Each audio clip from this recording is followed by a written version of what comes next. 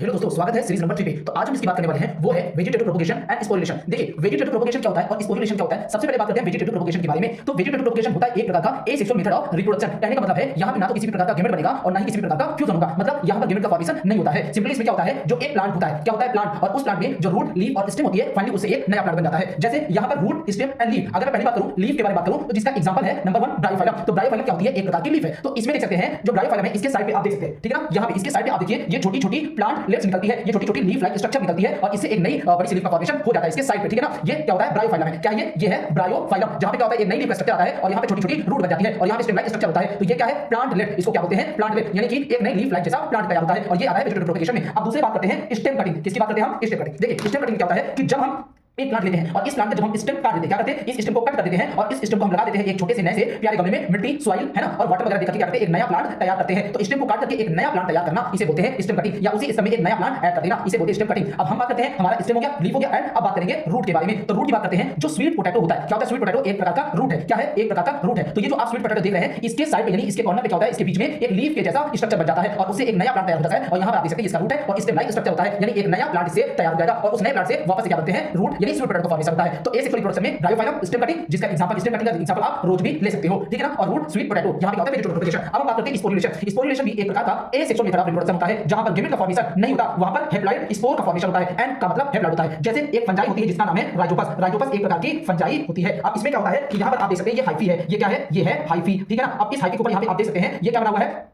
ठीक है ना, ये है क्या, कोनिडिया। क्या है, कोनिडिया। और इसके अंदर क्या बनते हैं, स्पोर। जब कोनिडिया फटता है तो इससे क्या होते हैं, स्पोर बाहर आ जाते हैं। तो स्पोर का फॉर्मेशन राइजोपस में होता है। अब हम बात करते हैं अगर दूसरे नंबर पे, तो जिसका नाम है बैक्टीरिया। जी हां, बैक्टीरिया में भी स्पोरिलेशन होता है। कैसे, देखिए ये बैक्टीरिया का है जेनेटिक मटेरियल। क्या है, जेनेटिक मटेरियल। और ये इसकी क्या है, सेल वॉल। और ये नहीं, सेल वॉल हां, और ये इसकी सेल मेम्ब्रेन। अब ये जेनेटिक मटेरियल क्या होती है, रिप्लिकेट कर जाती है। रिप्लिकेट का मतलब होता है जेनेटिक मटेरियल क्या हो जाती है, आधी हो जाती है, यानी कि इसमें रिप्लिकेशन होता है जेनेटिक मटेरियल का, या तो आप कह लीजिए कैरियोकाइनेसिस यहां पे होती है। इसके बाद क्या होता है कि ये जो जेनेटिक मटेरियल आप देख रहे हैं इसके ऊपर क्या होती है, एक वॉल यानी एक लेयर का फॉर्मेशन हो जाता है। और फिर बैक्टीरिया के बर्स्ट होने के बाद यानी फटने के बाद क्या होता है, यहां पर एक एंडोस्पोर का फॉर्मेशन होता है और ये इसके ऊपर क्या है, इसकी वॉल है, जहां पर आप बाहर देख सकते हैं ये क्या होती है, कॉर्टेक्स। इसके बाद क्या होता है, कॉर्टेक्स होता है, ठीक है। तो एंडोस्पोर का फॉर्मेशन बैक्टीरिया होता है। अब लास्ट एग्जांपल हमारा एल्गी, जहां पर जूस्पोर का फॉर्मेशन होता है। आई होप आपको वेजिटेटिव प्रोपगेशन और स्पोरिलेशन के बारे में समझ में आ गया होगा।